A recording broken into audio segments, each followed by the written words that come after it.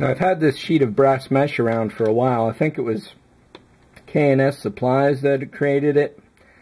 This is a medium mesh, and there is one that's slightly smaller, which would be a better match for this mesh here, the mesh that's supposed to be there at least. But this is a really close fit. So what I wound up doing here, if I can pop this out nice.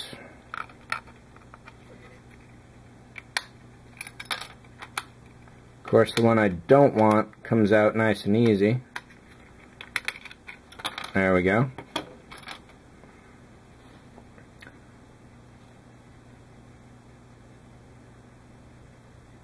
Can't quite tell if that's in focus that close. We'll just stay a little further away. So unfortunately, I made a really good mess of this piece. A lot of this is just skin that got left behind, unfortunately. See if shining a light through the backside will help show it off or not. I can't quite tell looking at the LCD there. But this is a situation that could be worth a second try. Most of that, as I say, is like skin that got left behind. So if I cut off some small pieces, such as this one here, lay them down first, and then put glue on them, and just kind of hold them in place with an object rather than my skin, that may work a lot better. We'll see. But if you just want a basic effect such as this, don't bother with paint at all.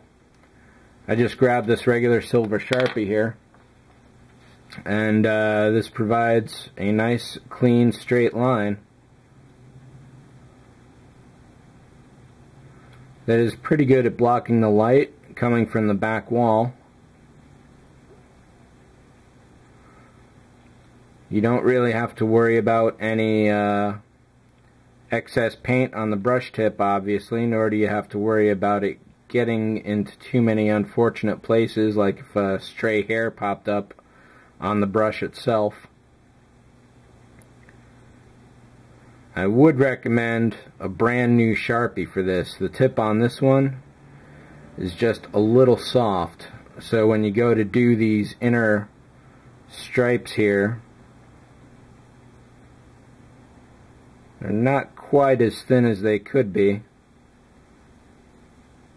but they are pretty close. The pen almost controls itself when it's going down the center there, but with a very minimal effort, you've got a decent looking piece.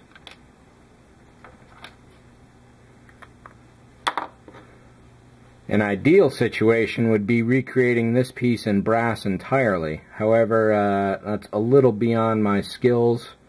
All you'd really need is the framework of 4 pieces plus a couple small crossbars.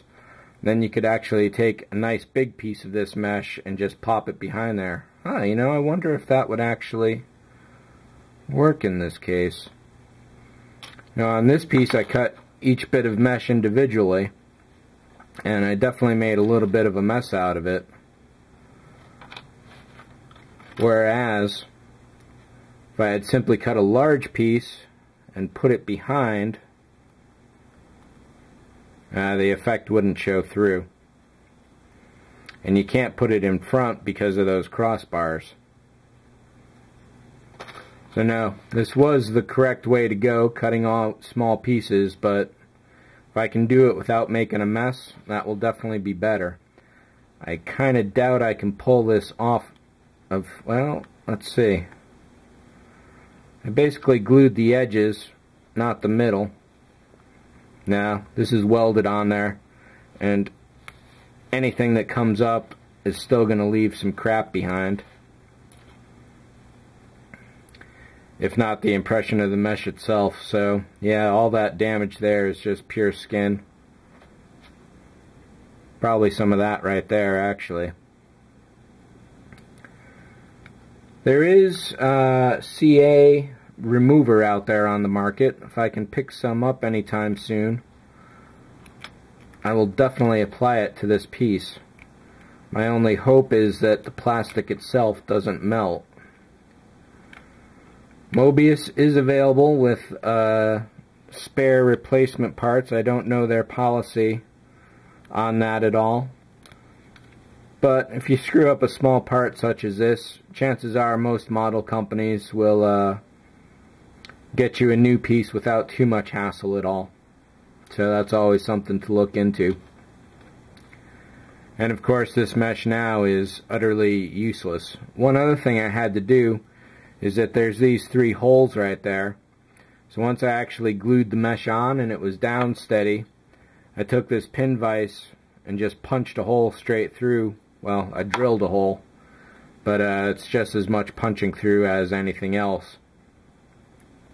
And that's really all that's needed for these. I really think if this mesh can be done properly, it will add a phenomenal level of detail. It's just, well, it's really more that small touch is what it's really about that makes a piece really, really great or not. And if you can put a lot of small touches everywhere that make everything that much better, then it's well more worth it.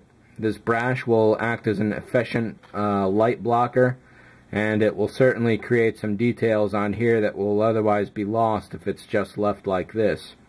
However, if you're looking for a base level of quality to bring this to, like I said, just get yourself a new Sharpie marker and draw some lines, and you'll be done pretty fast.